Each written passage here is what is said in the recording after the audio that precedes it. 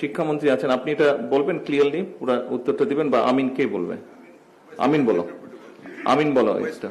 একই সাথে অনেক উন্নত বিশ্বে দেখা যায় যে আমাদের যে ইন্ডাস্ট্রিগুলো সেগুলোর সাথে আমাদের যে বিশ্ববিদ্যালয়, এটা একটা কোলাবোরেশন হয় একটা পাইলট প্ল্যান্টের মাধ্যমে।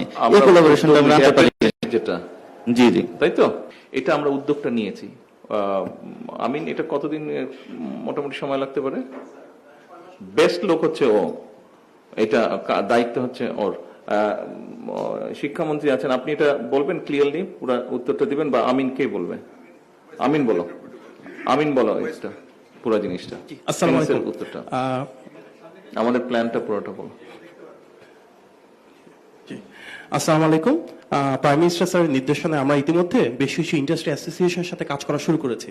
সে এফবিসিসিআই, ডিসিসিআই, বিজিএমএ, বিকেএমএ, অন্যান্য যত ট্রেড বডি আছে ওনাদের সাথে আমরা কথা বলছি। আমাদের মূল উদ্দেশ্য কারিকুলামটাকে ডেভেলপ করা, সেখানে যেন প্র্যাকটিক্যাল এলিমেন্ট আসে, তার পাশাপাশি ইন্ডাস্ট্রি একাডেমিক কোলাবোরেশন গড়ে তোলা। ইন্ডাস্ট্রি একাডেমিক কোলাবোরেশন দুটো ধাপ আছে, একটা সরাসরি এমপ্লয়মেন্ট বা এন্টারপ্রেনারশিপের ক্ষেত্রে।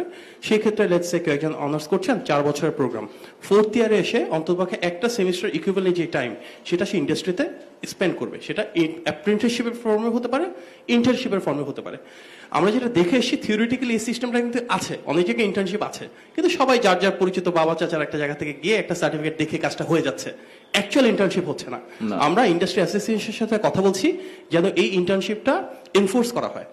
এর পাশাপাশি অ্যাপ্রেন্টিসশিপ যেসব ফ্যাক্টরি দিবে, যেসব কোম্পানি দিবে, ওনাদেরকে আমরা কিছু ইনসেন্টিভ দিব, সুযোগ সুবিধা দিব, ট্যাক্সের ক্ষেত্রে কিছু বেনিফিট দিলে স্বাভাবিকভাবেই এই যারা এমপ্লয়ি আছে পলিসি লেভেলে আর কি। জি স্যার, পলিসি লেভেলে। জি স্যার, ট্যাক্স কমানো খুব মুশকিলের ব্যাপার। তো ওখানে স্যার অলরেডি স্যার কথা হয়েছে স্যার, এবার অন্যান্য ফর্মেট তো ওভাবে ওনারা জানিয়েছেন যে মোটামুটি ভাবে নেশন ওয়াইড, কারণ সংখ্যাটা তো অনেক বড়, অ্যাপ্রেন্টিসশিপ এবং ইন্টার্নশিপ যদি আমরা সবাইকে দিই, সেভাবে ইন্ডাস্ট্রির সাথে কাজ হচ্ছে, যারা রিসার্চের কাজ করছেন সেখানে ইন্ডাস্ট্রি একাডেমিক কোলাবোরেশন নিয়ে কথা হচ্ছে, কিভাবে আমরা একটা ইকোসিস্টেম তৈরি করতে পারি যেখানে লোকাল যে ইন্ডাস্ট্রি বা কোম্পানি আছে তার সাথে পাবলিক রিসার্চ ইনস্টিটিউট এবং ইউনিভার্সিটিগুলো সবাই একযোগে যে কোনো একটা বাস্তব ভিত্তিক সমস্যাকে সমাধান করতে পারে।